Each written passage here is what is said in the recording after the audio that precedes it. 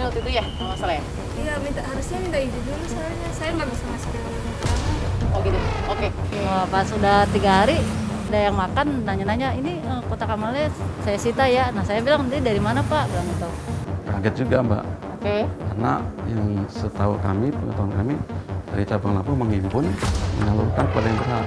Pokoknya sudah banyak kalian dan dia juga di satu sisi juga donatur. Kayak misalnya kasus kotak amal ini 6 bulan sebelumnya sudah masuk balai desa mengingatkan aparaturnya untuk waspada yang begini nanti dengan karakteristik ciri-ciri seperti ini, latar belakang orang ini dari mana-mana, ini nanti terjadi begini. Kita sudah bisa prediksi. Salam para pencari fakta. Terima kasih Anda selalu menyaksikan Fakta on the Move di channel kami. Dalam kesempatan kali ini kami juga menyoroti bagaimana penangkapan teroris yang dilakukan oleh pihak kepolisian. Setelah penangkapan itu terjadi dan kemudian diungkap oleh kepolisian bahwa salah satu sumber dana, penggalangan dana yang dilakukan oleh teroris jaringan Jamaah Islamiyah adalah melalui kotak amal. Tentu kami bertanya-tanya, kotak amal seperti apa yang kemudian dimanfaatkan oleh para tersangka teroris ini.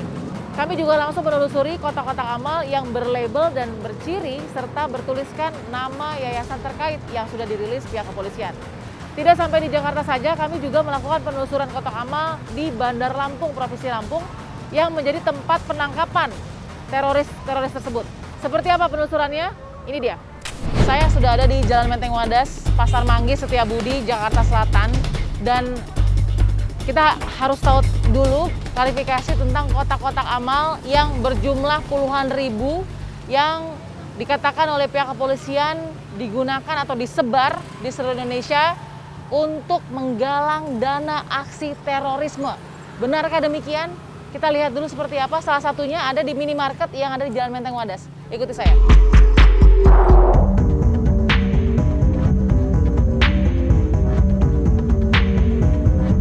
Oke, kalau di foto yang saya lihat, foto yang ditemukan oleh pihak kepolisian, kotak amalnya harusnya di sini. Tapi saya belum lihat ada kotak amalnya, saya harus tanya dulu ke dalam. Sih Mbak, Mbak Desti, boleh minta waktunya sebentar Mbak Desti?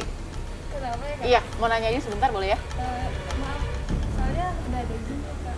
Iya, jadi saya izin dari, kan Mbak sebagai saksi, saya izin dari kepolisian, dapat informasi kemarin Mbak Desti. Saya mau tanya sedikit aja sih, intinya cuma soal kotak aja. Sudah diambil waktu itu ya, nggak masalah ya? Iya, harusnya minta izin dulu soalnya saya nggak bisa masuk ke keterangan. Oh gitu, oke. Cuma mau pastiin aja Mbak Desti, itu kotaknya sudah lama di sini ya? Kurang tahu, saya Kurang tahu. tahu. Baru. Tapi pada saat penyerahan atau mungkin setiap yang mengambil itu? Kurang tahu. Tapi Mbak Desti, jadi dari kemarin cuma ngasih kotaknya aja ke pihak kepolisian? Iya, cuma jatuh jangan diambil lagi. Itu ada isinya atau? Kurang tahu, Kak. Kurang. Bentar ya, Kak. Iya. Iya. Cuma mau tanya aja sih ini doang Mbak. Cuma tanya doang, ini bener nggak yang ada di depan? Iya, itu. Bener ya? Bener kan ya? Itu aja sih sebenarnya. Tapi Mbak Desi sama sekali nggak tahu siapa yang ngasih atau yang lembaganya juga nggak ada serah terima. Nggak tahu, Bu. Oh ya udah. Tinggal konfirmasi ke kantor aja. Oke, ada nomor kontaknya nggak Mbak? Boleh minta nomor kontaknya? Kantor. Iya. Oh iya Mbak Desi. Ini apa atas nama siapa Mbak? Jadi untuk klarifikasi ini saya harus ke sini. Oh ya, makasih Mbak Desi ya. Oke, baik. Selain minimarket, ada tempat makan yang juga menjadi tempat di mana kotak amal yang diduga guna mendanai dana terorisme ada di Jalan Haji Samali, Kecamatan Pancoran, Jakarta Selatan. Saya akan lihat dan tanya bagaimana ceritanya dan seperti apa kronologinya.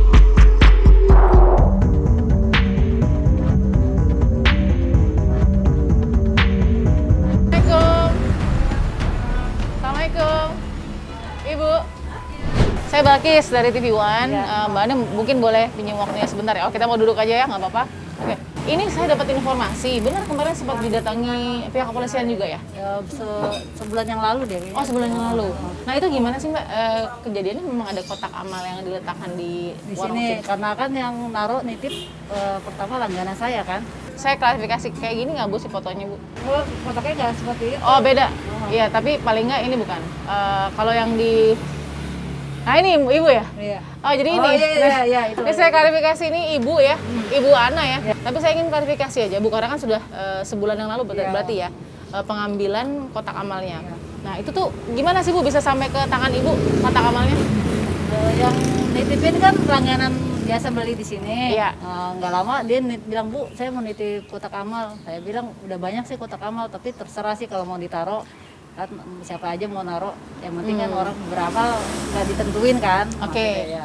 Ini kotak amal kayak gini sering ibu ya, banyak ya?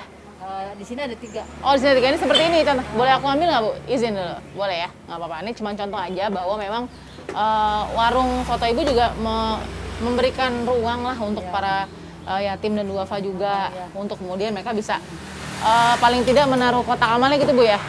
Ini seperti ini ya Bu ya. Kalau yang kemarin saya belum sempat tanya, gara-garanya kan dia masih biasa beli soto Sini. kantornya kan di kesini. Oke, di mana Bu kantornya di? Geraha Samali. Dia naruh kotak amal baru 3 hari.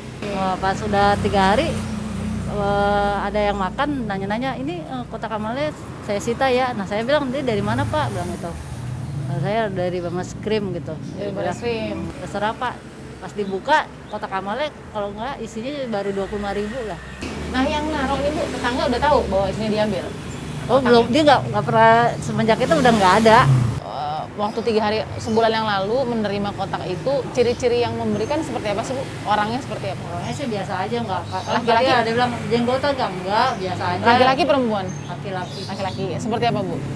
Perawakannya kalau tadi kayak tadi gitu, kayak wartawan tadi tuh kayak abang deh gitu. Oh jadi perawakannya pendek, tinggi atau Yang seperti satu apa? pendek, yang satu biasa aja. Oh ada 2 orang. Nah, itu kan dia OB-nya yang biasa beli. Oke, dengan kejadian seperti ini gimana Ibu Ana, ada trauma juga nggak nih memberikan ruang gitu? Walaupun ini kan hal yang mulia ya, baik memberikan, tapi kan ternyata ada dugaan bahwa ada juga nih yang modus gitu, memasukkan kotak amal untuk tujuan yang tidak baik. Gimana Bu Ana? Kalau jadi antisipasi ya juga, jadi kita waspada juga. Dan jadi was-was juga kan, kadang-kadang kotak amal duitnya banyak. Saya kan sering tinggal juga kan buat sholat atau apa. Jadi kayak Kak, liatin Kak. Kan ini titipan. Kayak uang kayak gini kan Amanah ya Bu? Iya, soalnya saya dengar-dengar kalau di berita juga di masjid aja kotak amal suka kejebol gitu. Nggak tahu, udah besok-besok saya paling antisipasi ini ditarik-tarikin aja nih, jangan terlalu banyak, ini langsung ambil gitu. Oke.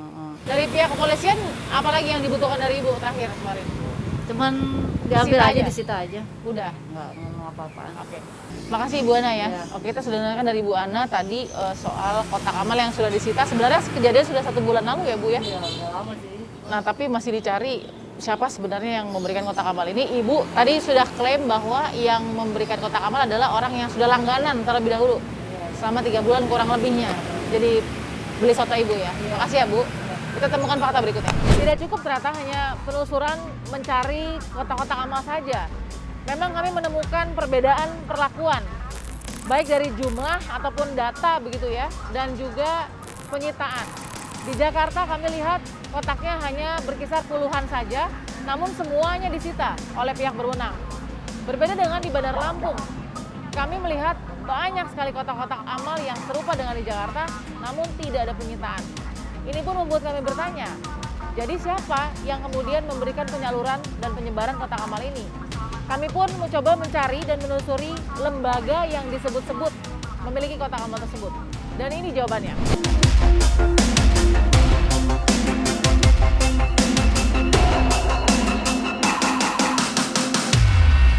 Ya, tim Fakta mendapatkan waktu, akhirnya di pagi ini saya akan bertemu dengan Ketua dari Lembaga Amil Zakat Abdurrahman bin Auf atau LAS ABA yang bernama Pak Dwi. Ikuti saya. Assalamualaikum. Ya, Pak Dwi, terima kasih ya Pak sudah diberi waktu di kantor pusat tadi Pak ya. Jadi saya mau klarifikasi dulu, sebenarnya LAS ABA atau Baitul Mal Abdurrahman bin Auf atau Lembaga Amal Zakat Abdurrahman bin Auf Pak yang tertera di kepengurusan atau di pengesahan legalisasi? Awal mula berdirinya Baitul Mal Abdurrahman bin Auf, terus kita sudah menyatakan diri sebagai lembaga amil zakat, maka LAS ABA yang kita pakai. Tadi legalisasinya seperti apa aja sih Pak yang sudah dikantongi oleh LAS ABA? dari siapa aja gitu? Ya, legalitas kami pertama dari pendirian yayasan atau notaris sudah ada. Di sini kan Yayasan Abdurrahman bin Auf namanya. Ini ya Pak ya?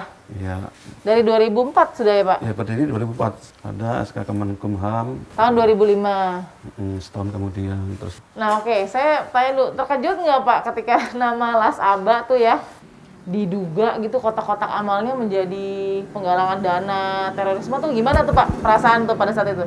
Kaget juga Mbak, Oke. karena yang setahu kami, pengetahuan kami dari cabang Lampung menghimpun, menyalurkan kepada yang berhak dan tidak ada alokasi untuk ke sana. Jadi untuk sosial kemanusiaan.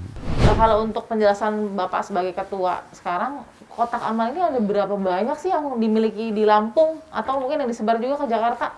Enggak, kami Enggak ya, cukup Lampung. Kami enggak menyebar ke Jakarta, cukup Lampung. Oke. Jadi Tapi di Lampung sendiri ada berapa kotak Pak?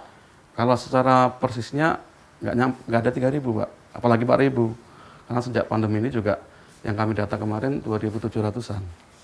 Berarti kaget nggak Pak ketika polisi rilis ada 4.000 kotak milik Las Aba di Lampung? Iya, kaget juga. Padahal kami datanya nggak nyampe segitu. Oke, kalau boleh tahu Pak, berapa sih Pak yang bisa dikumpulkan Las Aba dalam 1 bulan mungkin dari 2.700 kotak yang diklaim Bapak milik Las Aba? Kisaran 50 juta ada nggak?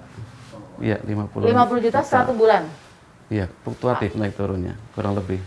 Dan itu semua udah membantu banyak, Iya. hanya khusus di Lampung ya Pak ya? Iya. Jadi itu terakhir ya Pak ya, artinya Pak Andi juga tadi ya kurang menerima lah kalau misalnya dikatakan ada dari mereka terduga teroris yang berhubungan dengan Las Aba gitu ya Pak.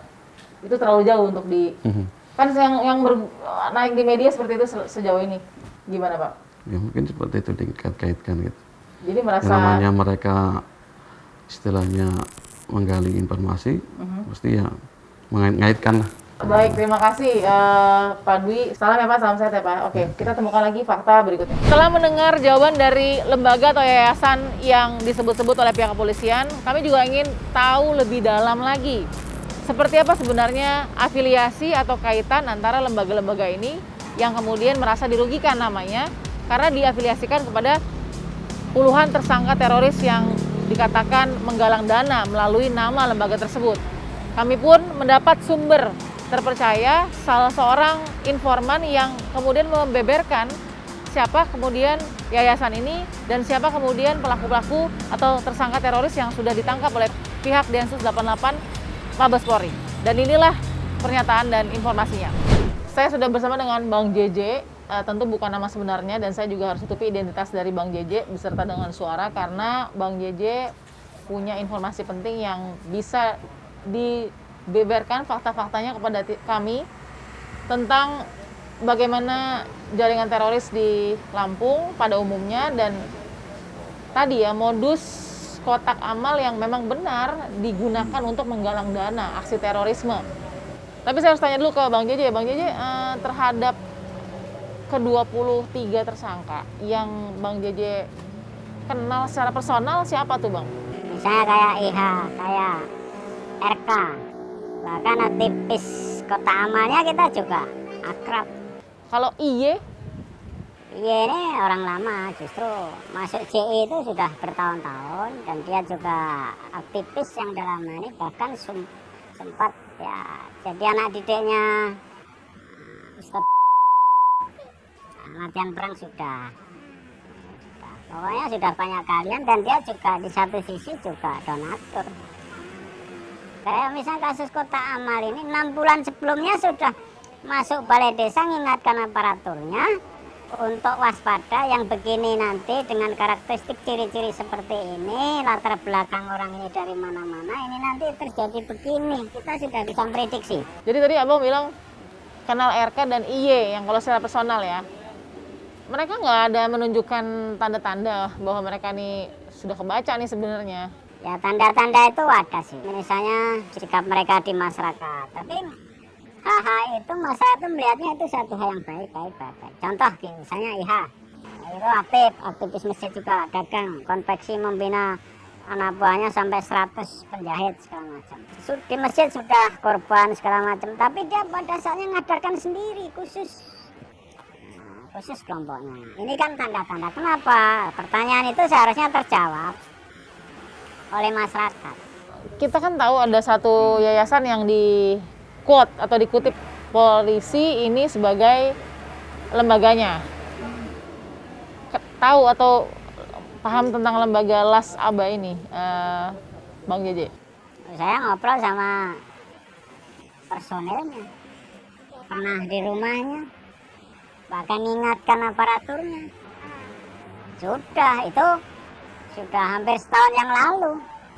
Bang JJ tadi bilang juga kenal dengan aktivis-aktivis yang ada di dalamnya. Ini siapa maksudnya?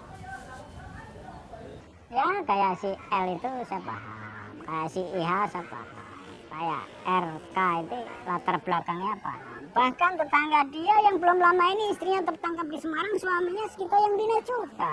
23 tersangka yang diamankan terduga teroris itu, apakah mereka memang mastermind? Tinggal mereka mainnya di mana? Kalau dicetak untuk jadi teman pen, mereka didoktrin sedemikian rupa, yang penting nanti mati ketemu bidadari surga, udah hidup frustasi. Contoh kayak Alvin habis nikah, anak masih kecil, cari pendapatan susah, diwarnai sekian bisa naik panggung nyucah Syekh Ali Jabir kan, karena memang doktrin orang itu tidak sulit. Kalau Ali Imran mengatakan 2 jam bisa doktrin orang, ya sesungguhnya orang-orang tertentu juga bisa loh. Jadi tadi satu saya dengar dari Bang JJ bilang bahwa 20 lebih tersangka teroris ini mereka cuma pion aja. Satu ya, cuma pion aja, 23 lebih ini. Oh enggak juga. Ya misalnya TB nih, itu kan muridnya Dr. Azhari. TB muridnya Dr. Azhari. Ada bagian si Toliah yang khusus menyembunyikan orang punya SDM seperti itu. Itu kalau misalnya juga lain, dia yang menyembunyikan ini, bukan berbagi peran. TB ini menyembunyikan yang ketangkep juga ini, dan mereka berbagi peran. Zulkarnain kan sudah pernah ditangkap gitu. Ya udah pakar-pakar itu, udah berapa nyawa. Jadi sudah bercampur nih ya, otak dan pion semua jadi satu. Ya tapi tetap berbagi peran. Pada saat dia di wilayah tertentu berbagi peran dan rapi. Demikian episode Fakta on the Move kali ini. Terima kasih selalu menyaksikan Fakta on the Move. Jangan lupa subscribe channel kami dan nyalakan tombol notifikasinya agar Anda selalu bisa mendapatkan perkembangan dari semua episode Fakta on the Move dari kami. Sehat selalu, salam para pencari fakta.